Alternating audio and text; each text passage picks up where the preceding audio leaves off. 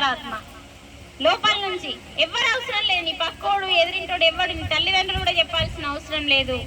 నీ లోపలున్న అంతరాత్మ, రే నువ్వు తప్పు చేస్తున్నావు చెయ్యకు అని ప్రతి క్షణం దేవుడు నీ అంతరంగంలో ఉండి, నీ హృదయంలో ఉండి తప్పు చెయ్యకు బిడ్డ అని లోపల నుంచి హెచ్చరిస్తున్నాడు. మరి హెచ్చరిస్తే నీకేమో వినబడతలేదు,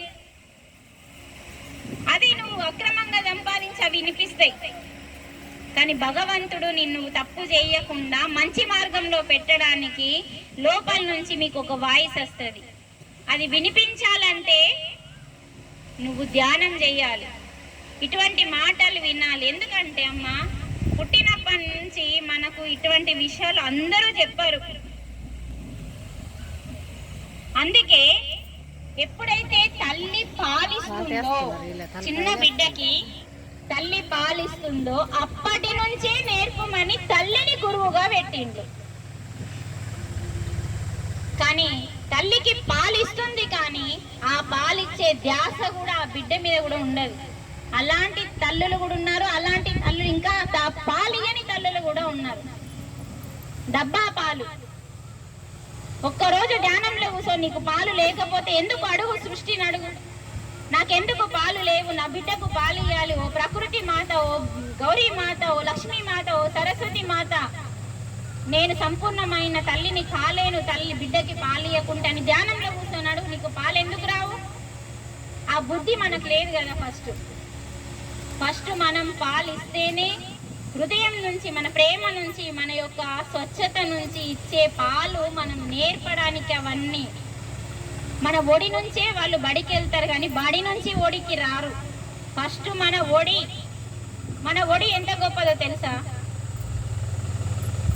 మన ఒడి ఎంత గొప్పదో, పెద్ద పిల్లలైనా సుఖం మన ఒడిలో పడుకుంటే నిద్ర పట్టణంలోకి కూడా పడుతుందండి. తల్లి ఒడి అంత గొప్పది. మరి ఇంత పెద్దదైనా కూడా మనం తల్లి ఒడిలో పండి చూడండి, మన ముసలైన సుఖం మన తల్లి ఉంటే తల్లి ఒడిలో పండుకొని చూడండి, నిద్ర పట్టిపోతుంది.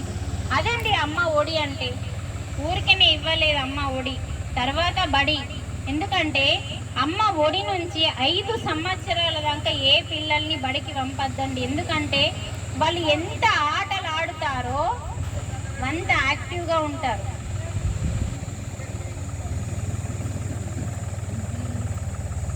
అలా ఆలోచించాలమ్మా మనం. అందుకనే మనం హింస చేస్తున్నాము, జీవ హింస చేస్తున్నాము. ధ్యానం చేస్తే నువ్వు బాగుపడతావు, క్లాసులు వింటే నువ్వు బాగుపడతావు, కానీ హింస చేస్తే ప్రపంచం నాశనం అవుతుంది. భూమాత ఓర్చుకోలేకపోతుంది. అంతెందుకండి, మనమే తీసుకుందాం. భూమాత ఒక తల్లి కదా మనందరికీ కదా. అలాగే మీరందరూ తల్లులే. మన ఇంట్లో మన పిల్లలు మొత్తం 4 పిల్లలు ఖరాబ్ వెళ్ళిళ్ళు అనుకోండి, అంటే మంచిగా వెళ్ళలేరు, మంచి సంస్కారాలు లేవు. అప్పుడు నీ హృదయపోత ఎంత ఉంటుందో చెప్పండి, మాట్లాడండి. ఒక తల్లికి 4 బిడ్డలు ఉంటే 4 బిడ్డలు చెడిపోయి ఉడితే వాళ్ళ హృదయపోత ఎలా ఉంటుందో, భూమి మీద కూడా ఎంతెంత హింస చేస్తే నా బిడ్డలందరూ చూడు దుర్మార్గంగా ఉన్నారు, అందరూ హింసనే చేస్తున్నారని భూమాత ఏడుస్తున్నది, బాధపడుతున్నది. అందుకే మన భూమి మీద కరోనా లాగా, భూకంపాలాగా రావడానికి కారణం మనం. రక్తపాతం అందరు చేస్తున్నారు, నేను చేస్తున్నా అని మాట్లాడదు. ఎందుకు చేస్తున్నామో తెలుసుకో. అసలు చెయ్యాలని ఎక్కడ ఉంది? బలి అనేది ఉంది, కానీ ఏ బలి? నీ అంతరంగంలో ఉన్న రాక్షస గుణాలు ఉన్నాయి కదా, ఉన్నాయా లేదా? మీరు గుడిని పవిత్రంగా భావిస్తారా? మాట్లాడండి. గుడిని పవిత్రంగా భావిస్తాం అంటే మనం పవిత్రంగానే వెళ్ళాలి కదా. అసలు పవిత్రత అంటే ఏంటిది? స్నానం చేస్తే సరిపోతుందా? ఏం చేయాలి మరి? ఈ మైక్ సౌండ్ అటు పెట్టమని చెప్పి నాని వీలవుతుందా? వీలు కాకపోతే ఉండని చెప్పండి.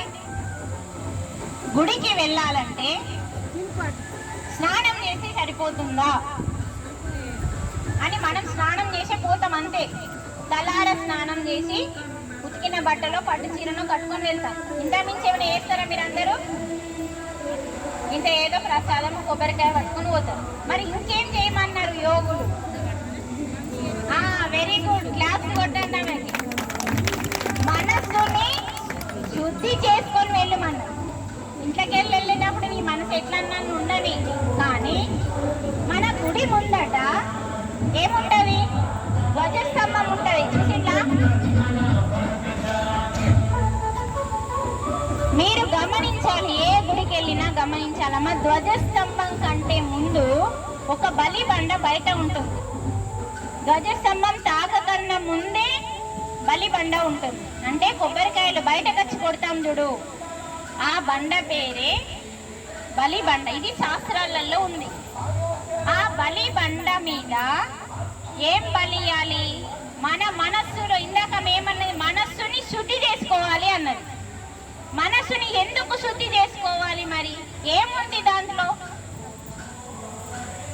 ఏముంది దాంట్లో? మాట్లాడాలి. ఏముంది మనస్సులో? ఎందుకు శుద్ధి చేసుకోవాలి చెప్పాలి. మీ అందరి లోపాలు ఉన్నాయి, అవే కదా. అదే దాని పేరు చెప్పండి,